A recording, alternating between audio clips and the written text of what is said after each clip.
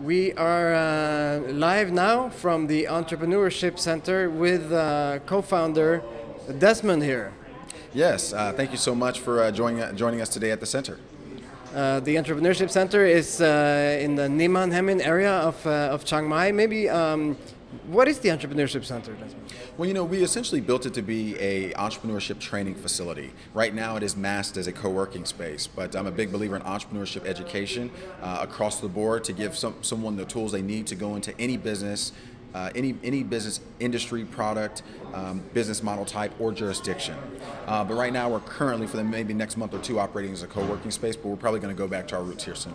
Right. Yeah. Okay. So what would that sort of that transition entail? How is it going to develop into more of that vision? No, that's a great question. I mean, I think at the core, our offering will be educational products. And so locally in Chiang Mai, it's going to be a series of educational-based events.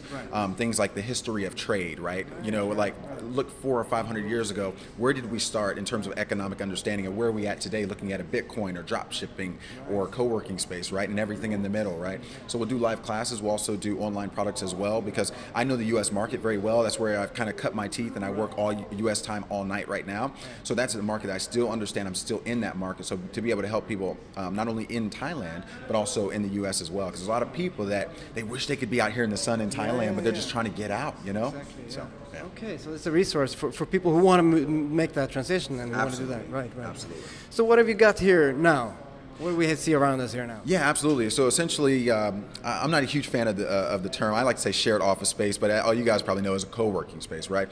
And so we've got about 110 square meters. For those of you that are translated to feet, it's about 1,100 square feet, 2 floors. We really built this thing from scratch, because all the stuff I wished I had over the last 14 years being self-employed. You know how it is, like trying to pull all different resources together and everything, right? So what we have here, we have 2 different floors. We have 27 workstations. We have 19 on the first floor, 8 upstairs. We also have 3 multimedia studios as well. Right. Yeah, I see some in the background here. What's that? Absolutely. We have the video studio, the photo studio there, and then right above us up here is the audio studio. And the video studio, you can do everything from basic social media video to paid courses. Oh, absolutely, that's awesome. So we have the video studio where you can do everything that you need there. We have the photo studio for product photography or basic headshots, and then we have the audio studio with basic terminal audio interface, cardioid mic, and the headphones. And we just had one of our friends, and this is like some of the non-tech stuff, but one of our friends, Julian here, he just wrote a book. He's a successful young author, and now he's translating his book into an audio book, right? And so we really want to give people the tools to just skip past setup and get straight to content creation. Yeah. So here we see the photo studio you have set up here. Yeah, absolutely. Yeah, so we have the photo studio here. So we have everything that basically you would need. And for all you photographers out there that are professionals, don't laugh at us. But our objective here was to get the basic stuff that a normal photographer would need, but just focus it on the product itself. Anything from, we had a lady that came in, she was taking pictures of her mineral juices she wants to put on Amazon. To a restaurant that wants to go from a text-based menu to a picture menu. Now, in other countries, that's easy, that's normal. But in Thailand, you'll see, you go some places, it's still either written menus or it's all text, right? But sometimes you might be able to sell a product more if they can just see what it is, especially for folks that are new to Thai food, etc. Yeah. So that's one example of people who are using your facilities. What typical other people are using this place? Well, we also have a lot of speakers. Yesterday, we actually did an event for about 30 or 35 people as a part of the Woke Folks Festival. So we had 5 speakers, and they were talking about different facets of entrepreneurship. Right. I specifically talked about career planning for entrepreneurs. I actually think entrepreneurship is taught completely incorrectly. Everyone jumps to the vehicle and the business itself, but a lot of times we don't have a gauge for where we are independently of whatever vehicle is going to carry us to make that progress that we want to go, right? So we did some of those yesterday. We actually have a young lady who's a speaker trainer who comes in. This place, I don't know if you can see the full view, but it was built from scratch primarily to be a training facility. So Julius, if you're here doing a training with us, everyone should be focused on you, and that's why everything up here is focused right on this main area. Yeah. Yeah, well, so we can see Chris is up there Absolutely. Now. Yeah. Absolutely. Yeah, it's a great space. Thank you. So I'm curious though, so you've got this beautiful space set up here now. But how did that first start out? Like, how did you end up here? Very well. My fiance, she's just over here. We were spending a lot of time out of the country, just trying to see different parts of the world. It was always a dream of ours, like many people here. And she came in the kitchen. We were living in Atlanta about a year and a half ago, and she said, "You know what? We should stop faking it. We should just go all in and be expats." I said, "Oh, no, I can't do it." And then about a few, guys, right? Oh, no, I can't do it. The answer is no. And then a few days later, I was like, well, I guess we can do it.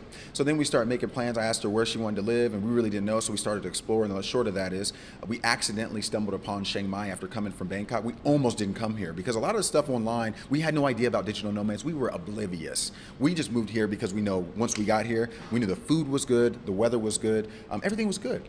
And yeah, that was our story. And in terms of the center, believe it or not, I had never really had plans to open a space like this in Thailand. I was going to do this in the US because my dream 5 years ago was to open a place where entrepreneurs from everything from technology and the latest stuff all the way to the most basic stuff like farming and agriculture could have a place to come intersect and exchange ideas. Because even with all this new stuff that's going on, I mean, you look at drop shipping, right?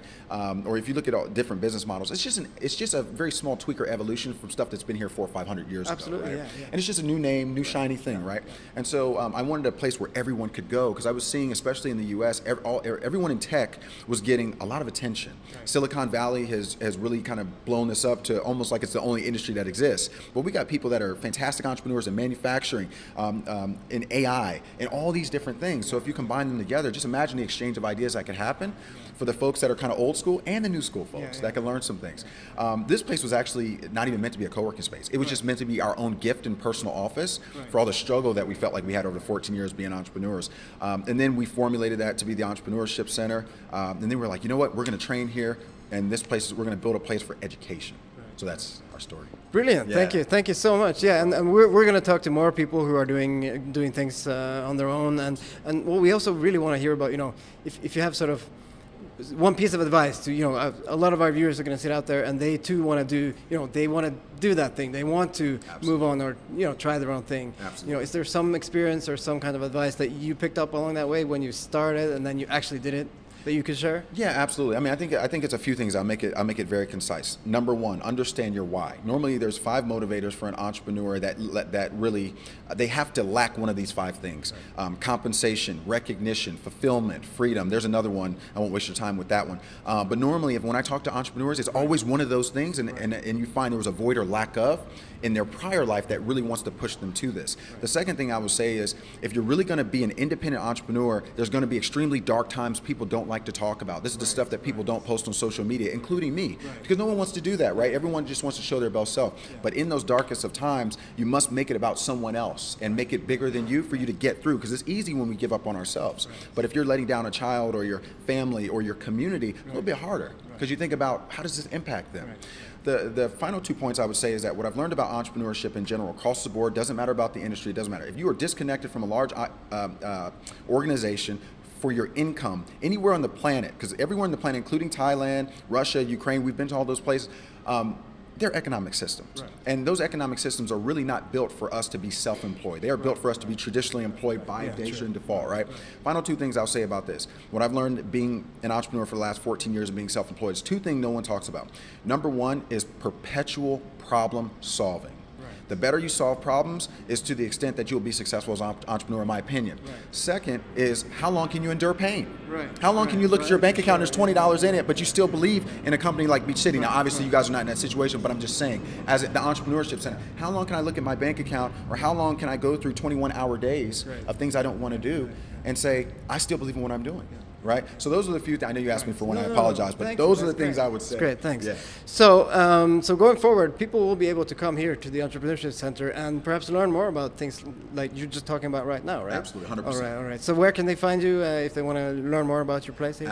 Absolutely. Right now, it's facebook.com/entrecenter.th. This was never really meant to be a public space. I'm just being honest, when we first opened it, right? So now, I just know I wanted to grab the space and do something cool here. And then I was like, I'm taking our time to kind of build out our website to really figure out like our long-term focus. I think we have that now. But the cool thing is, folks in the meantime have been able to use it at a very low discount. And some for 5-6 weeks were able to do things for free that otherwise they would have had to pay for at other places. So it's been great to work with those people. Yeah. All right. Well, thank you very much. It's been a pleasure. Thanks. And stay tuned. Stay tuned. We'll be talking to more people, more interesting stories here in Chiang Mai over the next 4 days. So stay tuned. Thank you, Aaron.